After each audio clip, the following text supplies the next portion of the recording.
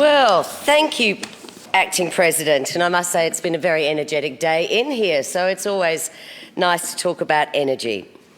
Rising to speak on Mr Limbrick's motion requiring that the Environment Planning Committee inquire into the potential benefits of moving prohibitions from the Nuclear Activities Prohibitions Act of 1983. Now, I've had many conversations with Mr Limbrick and Mr Quilty about this. On the back terrace, we've talked about nuclear over wine, which has been a very interesting. It's been interesting conversations, but I can't say by any means that they have convinced me. The benefits of wine on the terrace, I'm completely convinced upon, but the benefits of nuclear in the 21st century in 2019, I am not convinced. However, I enjoy the conversations about it, and I enjoy the conversations around the academics of it, the policies of it, the science of it. But I feel, and in reading a little bit more about this, and they certainly have piqued my interest, I feel like the nuclear power ship, well, we never made one, we only made submarines, but that sailed some years ago. Now, if Australia is going to have nuclear as part of its energy mix, I feel that we needed to have addressed that probably in the 60s, probably in the 70s. The community support is not there for it. There's a lot of conversation out there, and I think people are opening up saying, all right, you know, our energy needs are changing, our energy technology is changing, the notions of base load, of being able to support our growing population. You know, I honestly have noticed in the conversations not the gasp that you normally used to get when you mentioned nuclear power. However,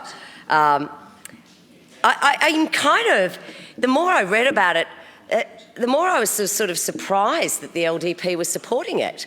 I mean, look, let the markets decide, and I think that's the thing. The market has decided it's not commercially viable, and if you look at, in fact, I was reading a report from Germany, the think tank DIW, and they investigated every single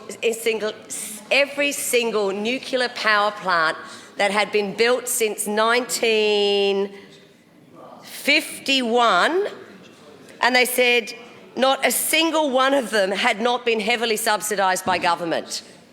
So if we want subsidised energy, and I'm not certain that that's what my good colleagues here do want, then if we don't want subsidised energy, then nuclear is not our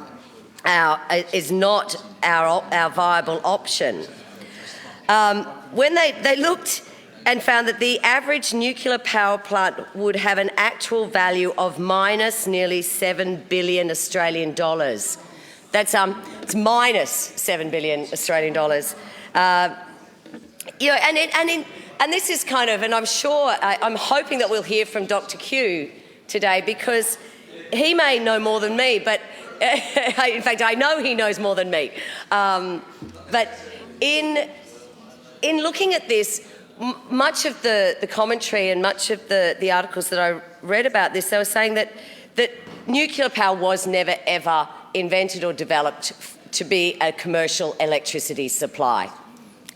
It was never designed for that. It was always designed as something to be used for military purposes.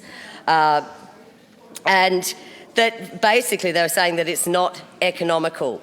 And then at the end of 2018, so just last year, the CSIRO brought out their energy report, and they found that in Australian terms, nuclear energy was one of the most expensive forms of energy there is. It concluded that nuclear was at least 5 times the cost of wind and solar, and 3 times the cost of wind and solar plus storage. So in their mind, not really a credible alternative. Even Ziggy Zwitkowski felt that if we wanted to do nuclear, we needed to have done it quite some time ago. And I accept that we have seen changes in the technology of nuclear. We've seen the evolvement and the development of much smaller plants that will run in quite a different way. Of course, none of those have actually been built yet anywhere. However, even Mr. Zwitkowski, who led the Nuclear Power Review in 2006, said that we would need 25 reactors to supply 1/3 of the nation's electricity supply by 2050. 25 reactors. Now, even if, and I don't think I'm allowed to, I don't think standing orders, but I mean, even if we did a show of hands, who'd like a nuclear generator near their place? We're probably, I don't know that we'd get 25 hands up here. Even just recently, he was, Mr. Zwitkowski was being interviewed by this, and I'd have to say, I mean, he is an expert on nuclear, and it's his background. He said that smaller reactors are still being developed.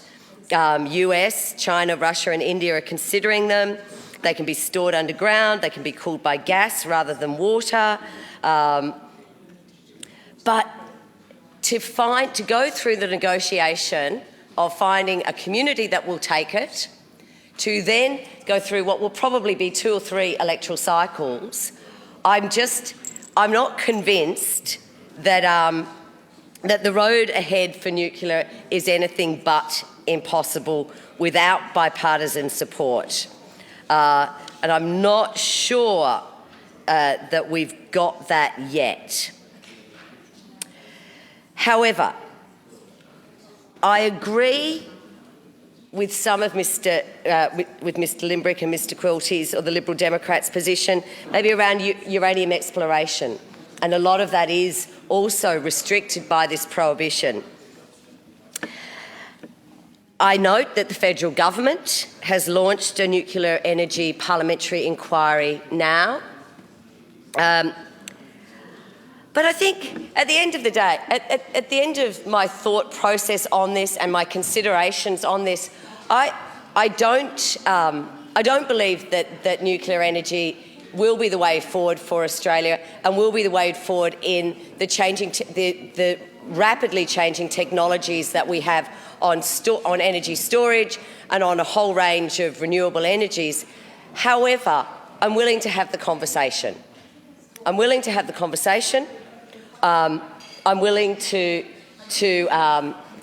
see where this falls out. I do think that there is interest in the community. I don't think it's large, and I think a lot of there's interest in the community as long as it's not near me.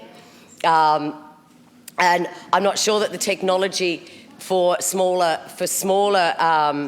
plants is available. I would say that it actually, when I went and spoke to the Minerals Council about this, and I did speak to a number of organisations, they feel it's just around the corner. I'm not necessarily convinced it's just around the corner. But as I say, I am willing to support this motion on the grounds that I think we should have this conversation.